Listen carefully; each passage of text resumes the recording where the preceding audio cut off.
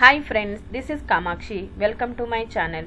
So ఈ వీడియోలో నేను మన గవర్నమెంట్ అనౌన్స్ చేసినటువంటి రాజీవ్ యువ వికాసం స్కీమ్ గురించి, వాళ్ళు ఆల్రెడీ మీకు ఇక్కడ డాక్యుమెంట్ కూడా ఉందండి. చాలామంది ఏంటంటే ఈ లోన్ అప్లై చేసుకోవడం గురించి కంప్లీట్ క్లారిటీ లేక, డాక్యుమెంటేషన్ ఏంటి, ఎక్కడ అప్లై చేయాలి, ఎలా చేయాలి, క్లారిటీ లేక ఇబ్బంది పడుతున్నారు.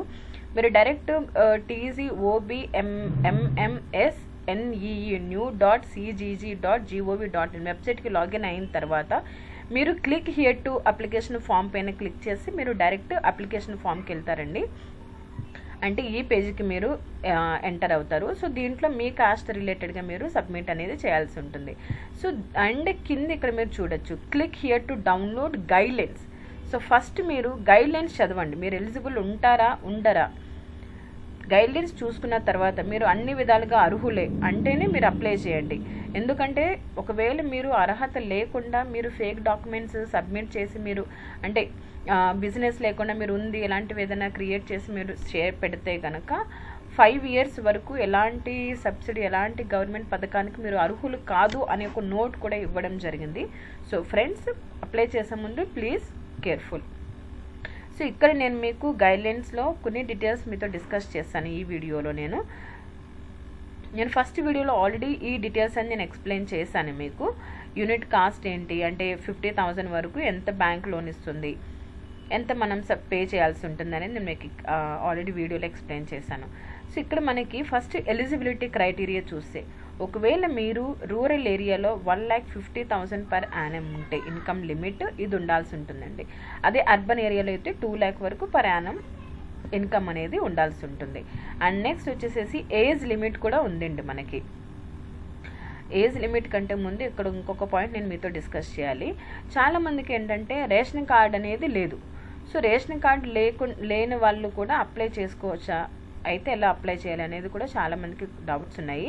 ఇక్కడ గవర్నమెంట్ జీవోలో వాళ్ళు ఏం మెన్షన్ చేశారంటే, ration card details shall be given in the application form and only in such cases where ration card is not available. ఒకవేళ రేషన్ కార్డు మీకు లేదు అలాంటప్పుడు మీరు ఇన్కమ్ సర్టిఫికేట్ అనేది మీ సేవ నుంచి వచ్చిన ఇన్కమ్ సర్టిఫికేట్ అనేది సబ్మిట్ చేసి మీరు ఈ సబ్సిడీ లోన్కి అప్లై చేసుకోవచ్చు. అండ్ ఏజ్కి చూస్తే కనుక 21 to 25 years, 21 to 55 years అనేది ఉండాలండి. అది నాన్ అగ్రికల్చర్ స్కీమ్స్కి. అది అగ్రికల్చర్ స్కీమ్స్కి అయితే కనుక 21 నుంచి 60 years వరకు ఉండొచ్చు. సో అయితే మనము 21 years ఏ డేట్ కట్ ఆఫ్ డేట్ ఏంటి అంటే 21st July 2025కి లోపు మీకు ఏజ్ అనేది 21 years కంప్లీట్ అయిపోయి ఉండాలి. అప్పుడే మీరు ఎలిజిబుల్, ఈ లోన్కి ఎలిజిబుల్ అనేది అవుతారు. డాక్యుమెంట్స్ ఏంటి, Aadhaar card, ration card or income certificate, రెండు కాదండి, ration card or income certificate, caste certificate, driving licence.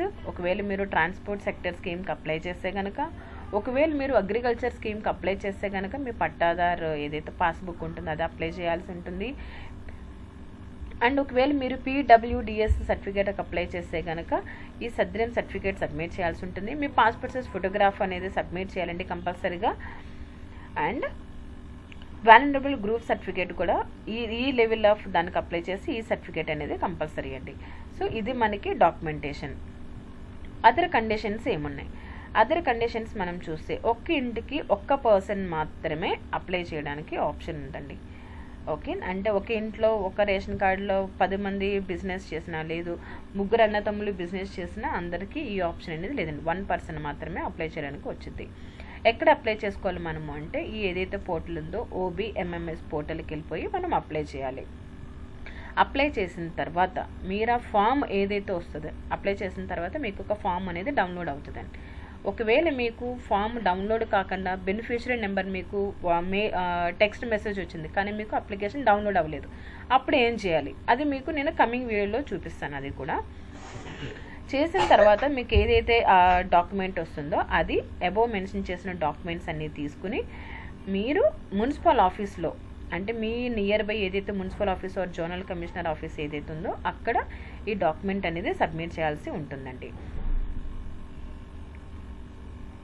Okay, and ఇదండి. సో ఈ విధంగా మనం డాక్యుమెంట్స్ అనేది సబ్మిట్ చేస్తాము. తర్వాత మండల్ లెవెల్ స్క్రీనింగ్ కమిటీ వాళ్ళు వెరిఫై చేస్తారండి. వెరిఫై చేసిన తర్వాత ఎవ్రీథింగ్ ఓకే ఉంది అంటే కనుక లోన్ అనేది మీకు మంజూరు చేయడం జరుగుతుంది. ఇది అసలు డిస్ట్రిక్ట్ లెవెల్లో సెలక్షన్ శాంక్షన్ ప్రాసెస్ ఎలా ఉంది, సో అది కూడా మీరు ఈ డాక్యుమెంట్లో మీరు చూడొచ్చు. ఇక్కడ మనకి డిస్ట్రిక్ట్ కలెక్టర్ కానీ అడిషనల్ కలెక్టర్స్ కానీ వీళ్ళందరూ కూడా వెరిఫికేషన్ అనేది చేస్తారండి. ఖచ్చితంగా చేసిన తర్వాతే మనకి లోన్ అనేది అప్రూవ్ చేస్తారు. అంటే అప్లై చేసిన ప్రతి ఒక్కరికి వస్తుందా అంటే కాదండి. అప్లై చేసిన తర్వాత ఎవరైతే ఎలిజిబుల్ ఉంటారో వాళ్ళకి మాత్రమే ఇది వస్తుంది. సో నేను కమింగ్ వీడియోలో రిమైనింగ్ డీటెయిల్స్ డిస్కస్ చేస్తాను. Thank you friends, thank you for watching my video.